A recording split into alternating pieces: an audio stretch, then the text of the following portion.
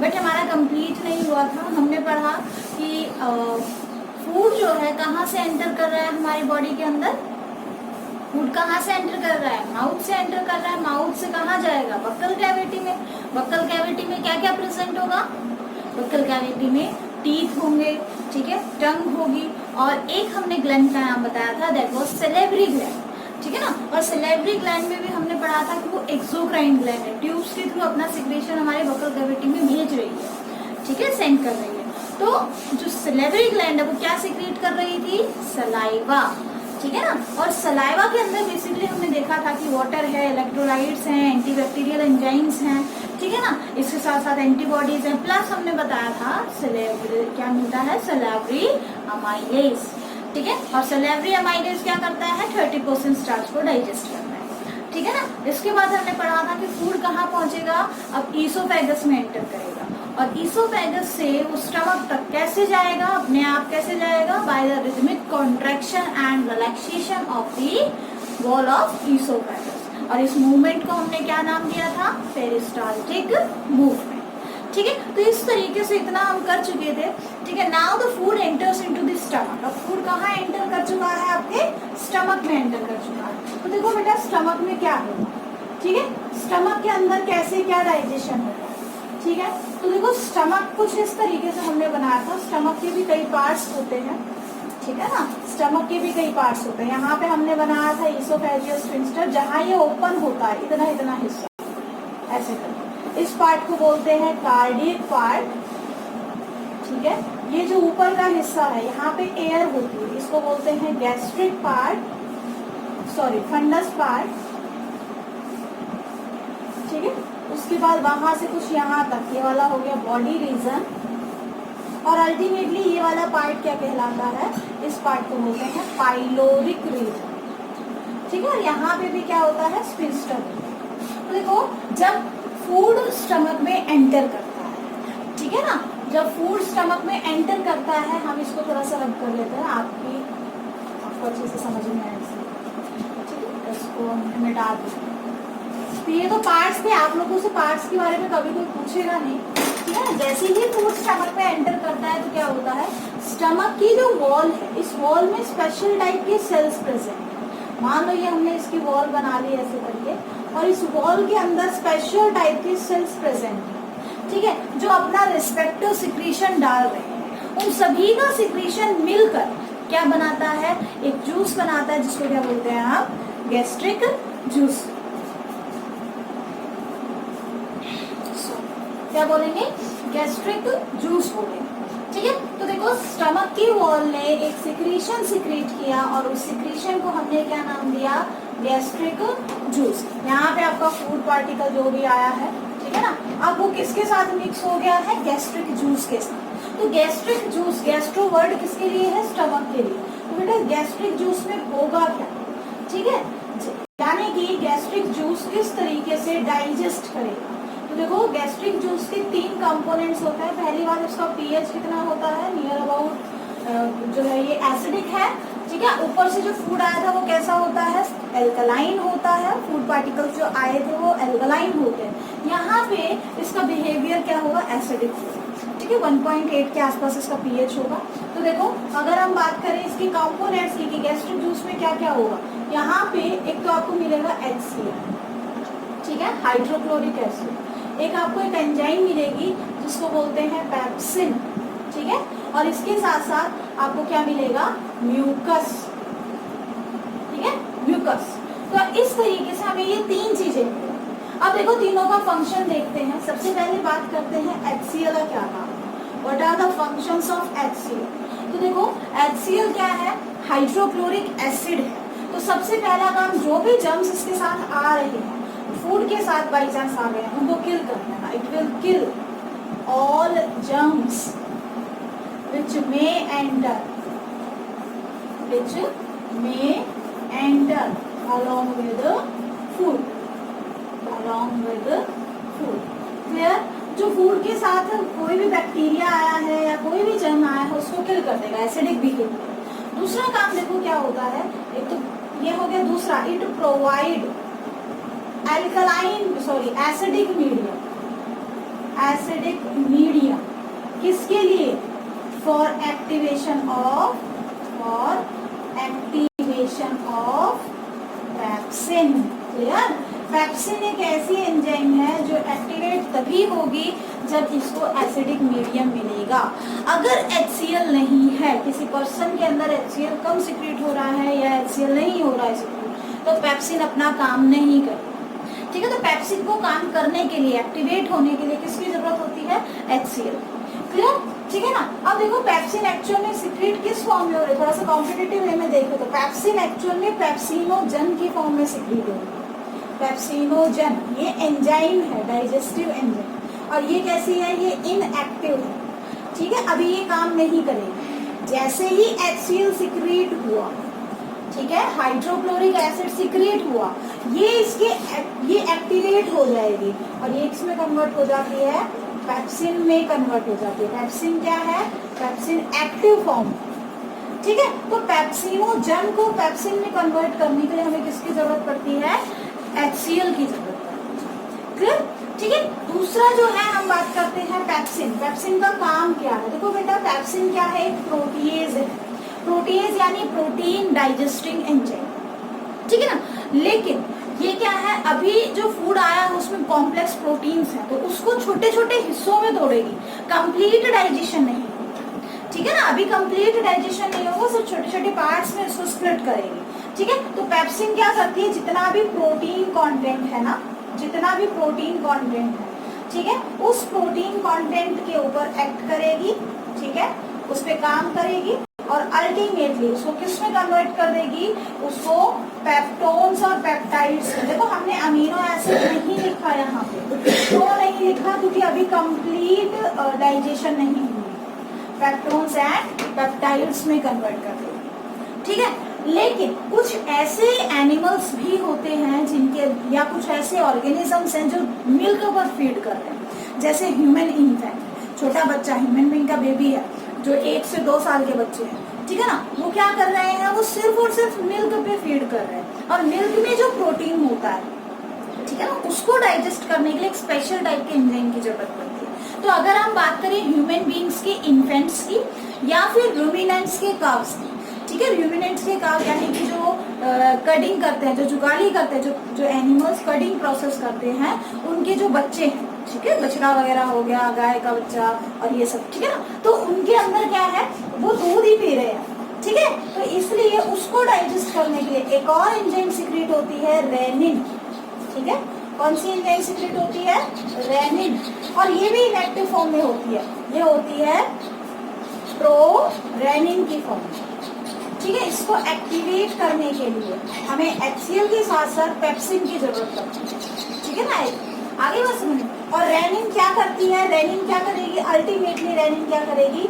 Milk protein होता है casein, casein protein होता है, ये मिल्क प्रोटीन, मिल्क में मिलने वाला प्रोटीन, इसको डाइजेस्ट करके किसमें कन्वर्ट कर देती है? Calcium paracaseinate, calcium paracaseinate. ठीक है, कैसा दिखता है? ये दही के जैसा दिखता है, कर्ड जैसा दिखता है। सेटलिंग ऑफ मिल्क देखा होगा ना आपने, जैसे छोटे बच्चों को कई बार हम खिलाते हैं, ठीक है, और दूध पिया तो वो पूरा का पूरा बाहर निकाल देता है। ठीक है ना, तो वो जो बाहर निकालता है, वो दही जैसा जो मटेरियल बाहर निकलता है, वो क्या है? Calcium paracaseinate. ठीक है, डाइजेस्टेड केजिन प्रोटीन होता है। ठीक है, आगे बात समझिए। अल्टीमेटली इसमें फिर से पेप्सिन काम करती है और इसको फिर वापस उसमें तोड़ देती है, पेप्टोन्स और पेप्टाइड्स।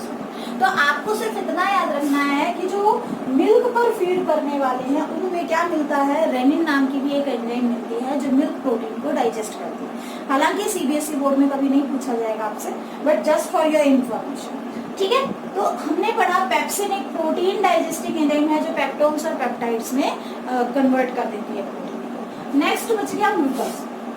ठीक है, तो म्यूकस का क्या काम होता है? म्यूकस क्या है? म्यूकस एक ऐसा सब्सटेंस, स्टिकी सब्सटेंस होता है, चिपचिपा सा सब्सटेंस होता है। ठीक है, और क्या करता है? यहाँ पे कुछ स्पेशल सेल्स होते हैं जिनको गॉबलेट सेल्स बोलते हैं। ठीक है ना, वो क्या करते हैं? गॉबलेट सेल्स म्यूकस सिक्रीट कर रहे हैं, और वो म्यूकस की लाइनिंग जो है आपकी पूरी की पूरी, वैसे तो एलिमेंट्री कैनाल की चारों तरफ होती है, बट फिलहाल हम ये पढ़ रहे हैं तो हम इसी की बात करेंगे, स्टमक की। तो देखो म्यूकस की लाइनिंग आपके स्टमक की वॉल के चारों तरफ इस तरीके से होगी, ऐसे करके, ठीक है। म्यूकस की लाइनिंग आपके स्टमक की वॉल के चारों तरफ ऐसे होगी, ठीक है। और जो जूस सिक्रीट हो रहा है, जो गैस्ट्रिक जूस सिक्रीट हो रहा है, वो इस म्यूकस लाइनिंग से बाहर की तरफ हो रहा है। बाहर की तरफ का मतलब यहाँ पे हो रहा है, तो यहाँ पे सिक्रीट हो रहा है, यहाँ पे, ठीक है। यानी कि जो गैस्ट्रिक जूस है वो आपकी स्टमक की वॉल के कांटेक्ट में नहीं आता, ठीक है। अब इसका फायदा क्या है, म्यूकस क्यों सिक्रीट होता है? तो देखो ये क्या है, एक ऐसा प्रोटेक्टिव सब्सटेंस है जो क्या करेगा। अब देखो HCl क्या है, एसिडिक। अगर एसिड आपकी बॉडी के कांटेक्ट में आता है तो वो उस जगह को क्या कर देगा, बर्न कर देगा, खराब कर देगा, इन्फेक्शन कर देगा, ठीक है ना। तो अपनी खुद की HCl की सिक्रीशन से बचाने के लिए क्या होता है, म्यूकस की लाइनिंग, ठीक है। तो म्यूकस का काम क्या होता है, it protect the inner lining of stomach, protect the inner lining of stomach from its own secretion of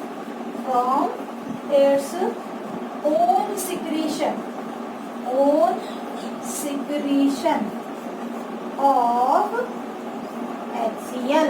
अपनी खुद की HCl के सिक्रीशन से प्रोटेक्ट करने के लिए म्यूकस की लाइनिंग। और दूसरा फंक्शन हम देख सकते हैं, इट मॉइस्चर द फूड को मॉइस्ट करके रखती है ताकि उसकी इजी मूवमेंट हो सके एलिमेंट्री कैनाल के अंदर। समझ में आया?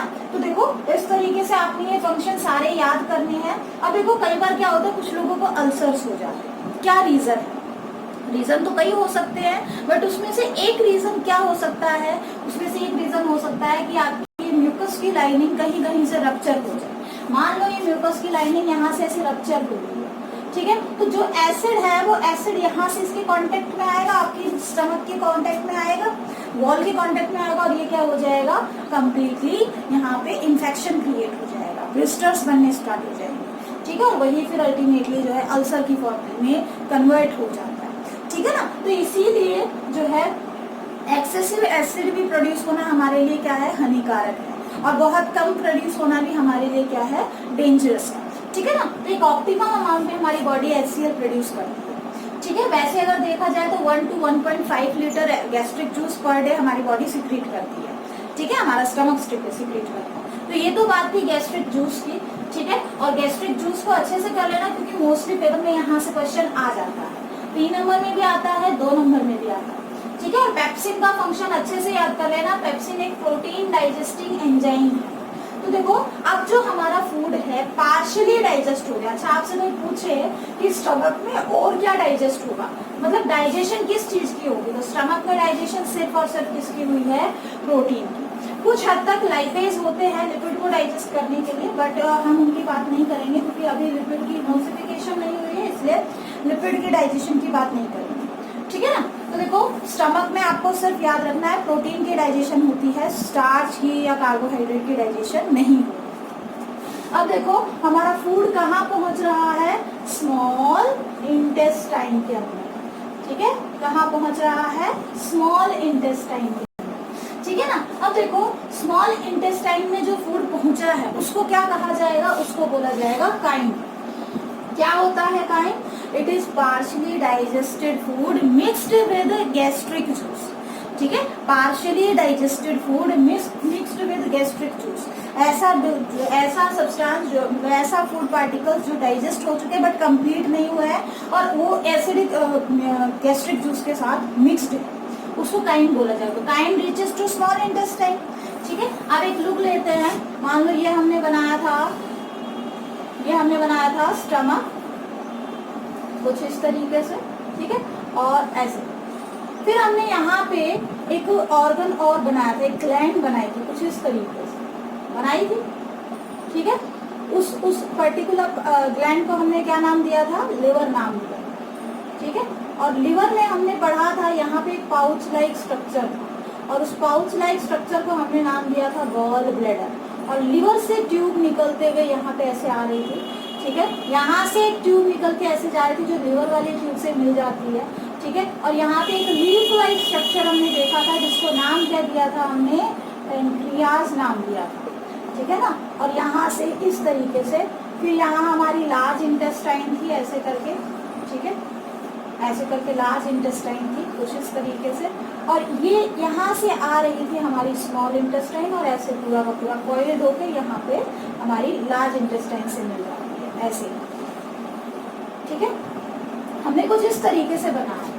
देखो ये आपको समझना बहुत जरूरी है, ठीक है। पहली बात, स्मॉल इंटेस्टाइन को स्मॉल इंटेस्टाइन क्यों कहा जाता है, ठीक है। लगभग देखो 9 मीटर की एलिमेंट्री कैनाल में 6 मीटर लंबी आपकी स्मॉल इंटेस्टाइन होती है। 6 मीटर सोचो कितना लंबा हो गया, मतलब हाफ से भी ज्यादा क्या है आपके एलिमेंट्री कैनाल का पार्ट कौन सा है, स्मॉल इंटेस्टाइन।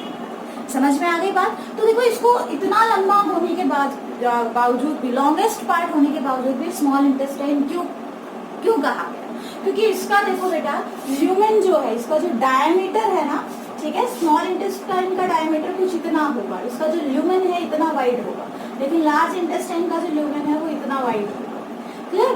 तो देखो ये स्मॉल किस रेस्पेक्ट में कहा है, डायमीटर ऑफ द ट्यूब के रेस्पेक्ट में कहा है, लेंथ के रेस्पेक्ट में नहीं, ठीक है। तो ये क्वेश्चन कई बार पूछ लेते हैं, why small intestine is defined so, ठीक है, इसका नाम एज इट इज क्यों रखा गया है। अब देखो स्मॉल इंटेस्टाइन में सिक्रीशन 3 जगह से आ रहा है। 3 जगह से कैसे आ रहा है, देखो एक तो सिक्रीशन आ रहा है लीवर से, ठीक है, एक सिक्रीशन आ रहा है पेनक्रियाज से, ठीक है, और एक सिक्रीशन आ रहा है इसकी खुद की वॉल से, वॉल ऑफ स्मॉल इंटेस्टाइन। समझ में आया, ठीक है। कहाँ कहाँ से सिक्रीशन आ रहा है, यहाँ लीवर से होता हुआ सिक्रीशन कहाँ आ रहा है, यहाँ से होता हुआ इसमें आ जाएगा स्मॉल इंटेस्टाइन। पेनक्रियाज वाला भी इसी ट्यूब से यहाँ आ जाएगा, और एक इसकी खुद की वॉल भी क्या सिक्रीट कर रही है, यहाँ पे सिक्रीशन सिक्रीट कर रही है, यानी कि स्मॉल इंटेस्टाइन में जो सिक्रीशन आया है वो 3 जगह से आया है। अब हम देखते हैं कि किसके अंदर क्या सिक्रीट हो रहा है, कौन सी चीज क्या सिक्रीट हो रहा है। तो बेटा सबसे पहले बात करते हैं लीवर की। लीवर के सेल क्या बनाते हैं, बाइल जूस बनाते हैं, जो कि बेसिक इन मीडियम होता है, ठीक है ना। क्या बनाते हैं, बाइल जूस, ठीक है। बाइल जूस जो बनाते हैं उसको स्टोर कहाँ करते हैं, ये कहाँ स्टोर होगा, एक पाउच लाइक स्ट्रक्चर हमने बताया था, गॉल ब्लैडर। तो देखो 3 नंबर में पूरा का पूरा क्वेश्चन आ जाता है कि बाइल जूस बनाता कौन है, लिवर, स्टोर कहाँ होता है, गॉल ब्लैडर में, और उसके बाद ये काम क्या करता है, इसके फंक्शंस क्या है, ठीक है ना। तो इसके फंक्शंस देखो क्या क्या होते हैं। सबसे पहला function, it provide alkaline medium, ठीक है ना, provide alkaline medium for activation of pancreatic and intestinal enzymes. Pancreatic juice में जो एंजाइम्स होंगे उसको काम करने के लिए कैसा मीडियम चाहिए, एल्कलाइन, और ऊपर से जो काइम आया है वो कैसा है, एसिडिक। तो देखो हमें पता है कि एंजाइम्स क्या होती हैं, बहुत ज्यादा सेंसिटिव होती हैं पीएच को लेकर, ठीक है ना, उन्हें प्रॉपर पीएच मिलेगा तभी काम करेंगी। तो देखो एल्कलाइन मीडियम प्रोवाइड करते हैं पैनक्रिएटिक और इंटेस्टाइनल एंजाइम्स की फंक्शनिंग के लिए, क्लियर, ठीक है। दूसरा काम क्या होता है इसका, emulsification of fat, emulsification of fat. क्या मतलब होता है इमल्सिफिकेशन ऑफ फैट का, देखो बेटा मान लो ये फैट का बड़ा सा मॉलिक्यूल है। फैट क्या है, कॉम्प्लेक्स मॉलिक्यूल होता है, उनको डाइजेस्ट करना बहुत मुश्किल होता है, ठीक है ना। तो इसको डाइजेस्ट करने के लिए पहले इसको छोटे छोटे ग्लोब्यूल्स में कन्वर्ट होना जरूरी है। तो बाइल क्या करता है, बाइल इसके ऊपर काम करके इसको ऐसे छोटे छोटे ग्लोब्यूल्स में तोड़ देता है, ठीक है ना, ताकि अब इसकी डाइजेशन इजीली हो सके, ठीक है, ताकि ये इजीली डाइजेस्ट हो सके। तो देखो अगर आपसे कोई पूछ ले कि इमल्सिफिकेशन ऑफ फैट का मतलब क्या है, डाइजेशन नहीं है इसका मतलब, इसका मतलब जस्ट कन्वर्जन है, डाइजेशन नहीं बोलोगे आप लोग, क्या बोलेंगे, it is conversion of long fatty chain into, या फैट चेन भी कर सकते हो, chain into small globules for easy digestion,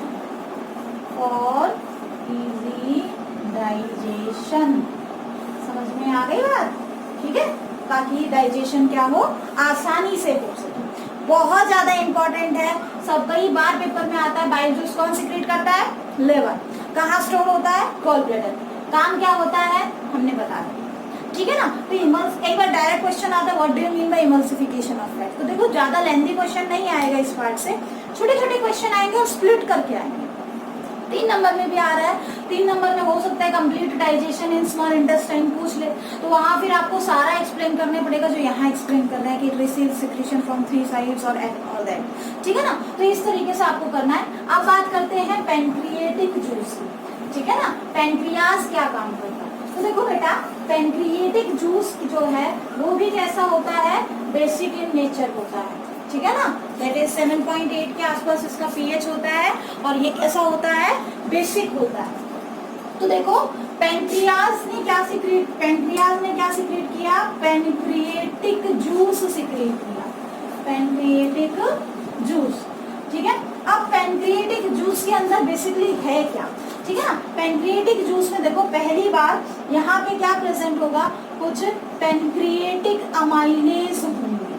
pancreatic amylase काम क्या है, अमाइलेज आ गया तो ऑब्वियसली किसको डाइजेस्ट कर रहा है, स्टार्च को, ठीक है। तो ये वही सेम क्या करेगा, स्टार्च को। अब जो 30% ही तो हुआ है वहां पे, ठीक है ना। तो अब जो बच गया स्टार्च उसको भी तो डाइजेस्ट करना है। तो स्टार्च को देखो अमाइलेज है तो सीधा स्टार्च को वही सेम किसमें कन्वर्ट करेगा, माल्टोज, आइसोमाल्टोज और डेक्स्ट्रिन के अंदर, ठीक है ना।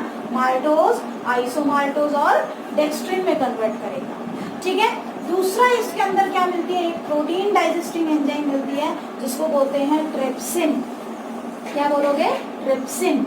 ट्रिप्सिन क्या है, ट्रिप्सिन प्रोटीन डाइजेस्टिंग एंजाइम है, ठीक है। अब जो पार्शियली डाइजेस्टेड प्रोटीन्स थे वो पेप्टोन्स से, पेप्टाइड्स से, ठीक है ना, उनको किस में कन्वर्ट कर रहा है ये, और छोटे मॉलिक्यूल्स में कन्वर्ट कर रहा है। समझ में आ गई बात। तो ये क्या करता है, ये प्रोटीन्स या पेप्टाइड्स को तोड़ता है, वही सेम पेप्टोन्स और पेप्टाइड्स ही लिखोगे अभी आप, क्योंकि अभी कंप्लीट डाइजेशन नहीं हुई है, ठीक है। आगे बात समझ में, अभी कंप्लीट डाइजेशन नहीं हुई, यहाँ पे भी नहीं हुई है, यहाँ पे भी नहीं हुई है। अब बच गया तीसरा, थर्ड क्या, पेनक्रिएटिक लाइपेज।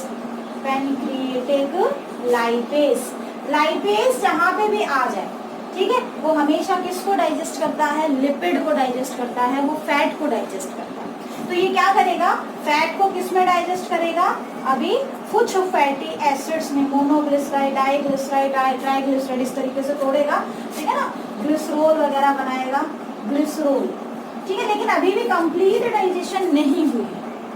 तो देखो सिंपल सा है, इसमें 3 चीजें लिख दो।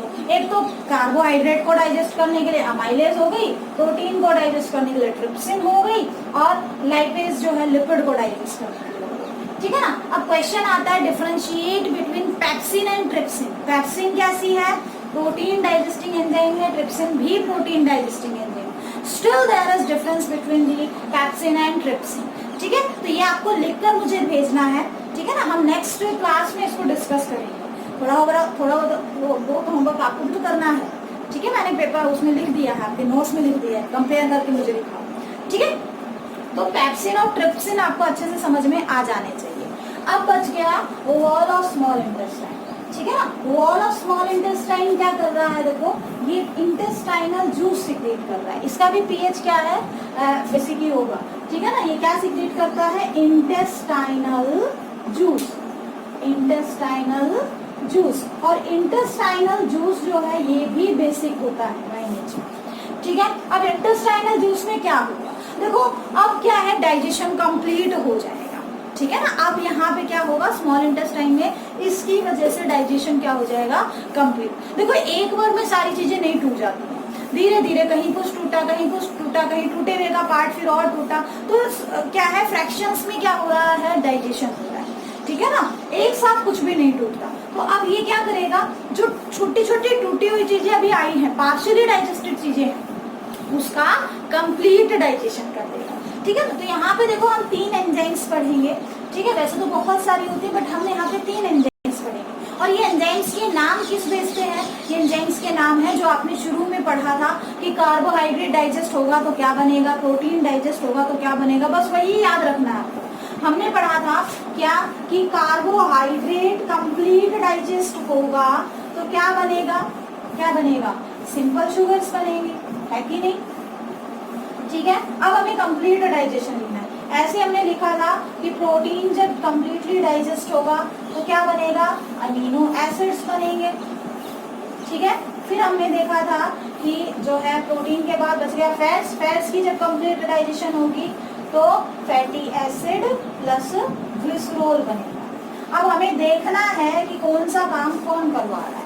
ठीक है ना, तो देखो कार्बोहाइड्रेट को डाइजेस्ट करने वाली जो एंजाइम्स होती हैं उनको क्या बोलते हैं, कार्बोहाइड्रेजेस,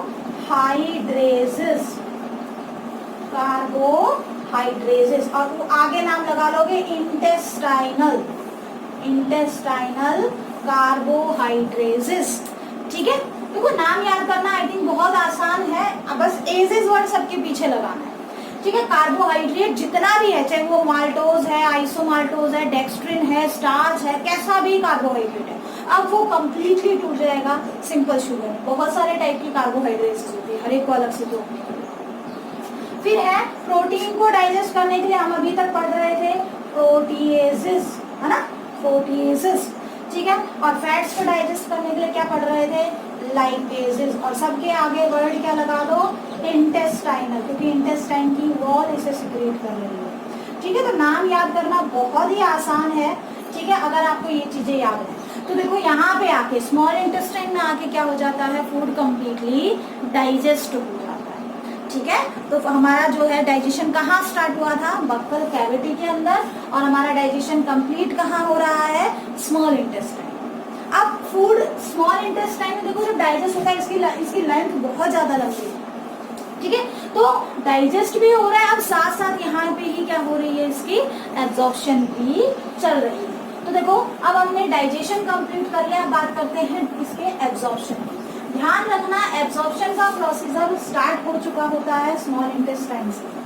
ठीक है, स्मॉल इंटेस्टाइन में ही क्या है, हमारे एलिमेंट्री कैनाल के चारों तरफ क्या है, बहुत ज्यादा ब्लड वेसल्स हैं, और वो क्या कर रही हैं, जो डाइजेस्टेड फूड है, ये तो कंप्लीटली डाइजेस्टेड फूड है, सिंपल शुगर्स हो गए, अमीनो एसिड्स हो गए, ठीक है ना, फैटी एसिड, ग्लिसरॉल वगैरह, इनको क्या कर रही है, एब्जॉर्ब कर रही है। ठीक है ना, तो देखो अगर हम बात करें एब्जॉर्प्शन की, ठीक है, एब्जॉर्प्शन, तो एब्जॉर्प्शन में स्मॉल इंटेस्टाइन में ही क्या हो जाता है, एब्जॉर्प्शन स्टार्ट हो जाता है। और देखो स्मॉल इंटेस्टाइन अपने आप को मॉडिफाई करती है, मान लो ये स्मॉल इंटेस्टाइन है, ऐसे करके ये अपने आप को मॉडिफाई करती है, किस चीज के लिए, मैक्सिमम एब्जॉर्प्शन के लिए। इसकी जो इनर लाइनिंग है ना, वो कुछ इस तरीके से फोल्डिंग्स की फॉर्म में प्रेजेंट, जैसे स्ट्रेट ना होके पूरी की पूरी लाइनिंग ऐसे प्रेजेंट। ठीक है, ठीक है ना, तो इसको क्या बोलते हैं हम, इनको बोलते हैं माइक्रोविलाई। क्या बोलोगे, माइक्रोविलाई। क्लियर? ठीक है, तो माइक्रोविलाई क्या है, these are foldings of inner lining of small intestine. काम क्या है, to increase the surface area for maximum absorption. Clear? कई बार क्वेश्चन आता है, how small intestine is modified for maximum absorption. तो आंसर में क्या लिखोगे, इट है, इट्स इनर वॉल है फिंगर लाइक प्रोजेक्शंस या finger like foldings which increase the surface area for maximum absorption. Clear? ठीक है, अब बात करते हैं किसकी, अब फूड जैसे जैसे स्मॉल इंटेस्टाइन में फूड मूव होगा तो डाइजेशन हो जाएगा। ठीक है ना, अब बात करते हैं किसकी, ये कहाँ पहुंच गया है, आपके लार्ज इंटेस्टाइन। तो लार्ज इंटेस्टाइन में बेटा सिर्फ और सिर्फ किसका एब्जॉर्प्शन होता है, वाटर का एब्जॉर्प्शन। ठीक है, धीरे धीरे अनडाइजेस्टेड वेस्ट जो आपके एलिमेंट की डाइजेस्टेड चीजें तो क्या हो गई है, एब्जॉर्ब, लेकिन जो अनडाइजेस्टेड मटेरियल बच गया, ठीक है ना, वो अब यहाँ से मूव करेगा। मूव करते टाइम उसमें जो वाटर कंटेंट है, ठीक है, that will be absorbed inside the large intestine. वो लार्ज इंटेस्टाइन जो है जब मूव करेगा उस टाइम पे वाटर एब्जॉर्प्शन और फूड क्या बन गया, सेमी सॉलिड। ठीक है ना, मतलब अनडाइजेस्टेड वेस्ट सेमी सॉलिड हो गया, रेक्टम पार्ट में आके स्टोर होगा और अल्टीमेटली एनएस से इजेस्ट। ठीक है, so this was all about digestion. ठीक है ना, नेक्स्ट क्लास में हम बक्कल कैविटी करेंगे जिसमें हमने टीथ का डायग्राम करना है। समझ में आ गया? That's all for today's.